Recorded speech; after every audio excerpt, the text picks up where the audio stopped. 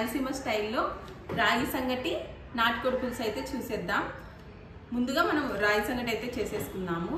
ఈ రెండు కాంబినేషన్ అయితే చాలా బాగుంటాయి. ఒకసారి మీరు కూడా ట్రై చేయండి. ఫస్ట్ అయితే ఇక్కడ అర గ్లాస్ బియ్యం అయితే తీసుకుంటున్నాను. తర్వాత నీళ్లు పోసుకొని ఒక 2-3 సార్లు కడిగి తీసుకుందాం.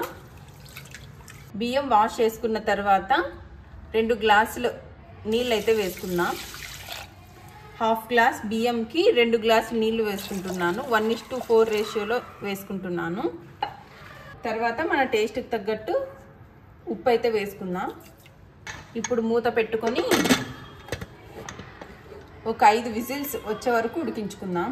స్టవ్ ఆన్ చేసుకొని ఒక 5 విజిల్స్ వచ్చే వరకు ఉడికించుకుందాం.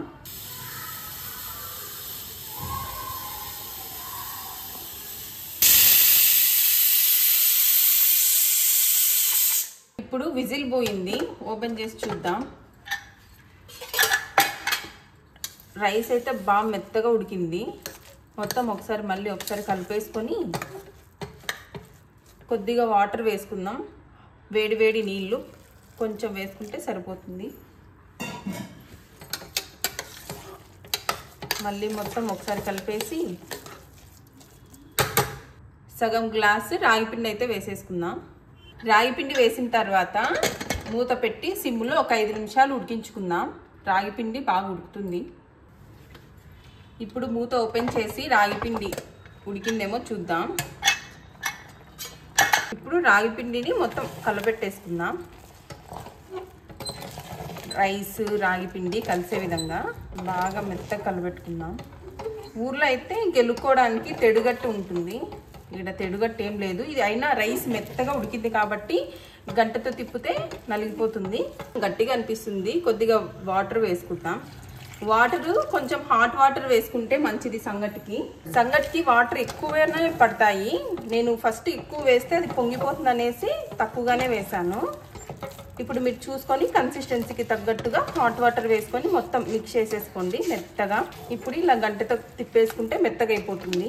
చూడండి, వాటర్ ఎన్ని వేసినా కూడా సంగటి గట్టిగానే ఉంది. మీ కన్సిస్టెన్సీకి తగ్గట్టుగా హాట్ వాటర్ వేసుకోండి. ఒక 5 నిమిషాలు సిమ్లో పెట్టి ఉడికించుకుందాం. అప్పుడు రాగిపిండి వచ్చేసి బాగా కుక్ అవుతుంది. ఇప్పుడు 5 నిమిషాల తర్వాత ఓపెన్ చేసి చూద్దాం.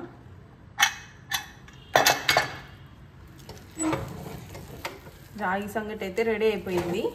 రాగి సంగటి చేసుకున్న తర్వాత వెంటనే తినేస్తే మంచి టేస్ట్ ఉంటుంది. వేడివేడిగా తింటేనే బాగుంటుంది. చల్లారితే అంత బాగోదు. చూడండి, కన్సిస్టెన్సీ బాగా పర్ఫెక్ట్గా వచ్చింది. ఇప్పుడైతే మనము పక్కన పెట్టేసి రాగి సంగటి నాటుకోడి పులుసు కూడా రెడీగా అయిపోయింది ఫ్రెండ్స్. ఇంకా మనం తినడమే ఆలస్యము. ఇట్లా అంటే వేడివేడిగా ప్లేట్లో పెట్టుకుంటే కాలుతుంది అనేసి నేను గిన్నెలో పెట్టి ముద్ద చేస్తున్నాను.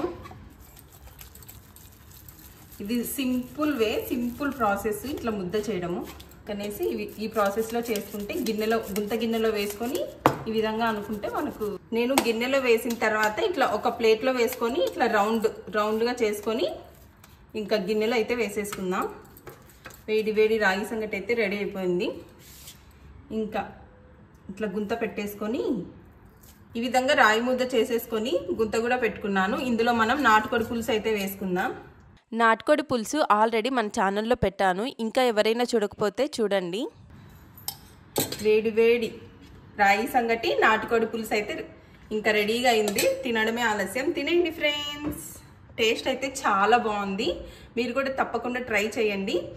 అలాగే మన వీడియోకి ఒక లైక్ చేసి మరిన్ని ఇంట్రెస్టింగ్ వీడియోస్ కోసం మన ఛానల్ సబ్స్క్రైబ్ చేసుకోండి ఫ్రెండ్స్. వచ్చే వీడియోలో కలుద్దాం. బాయ్.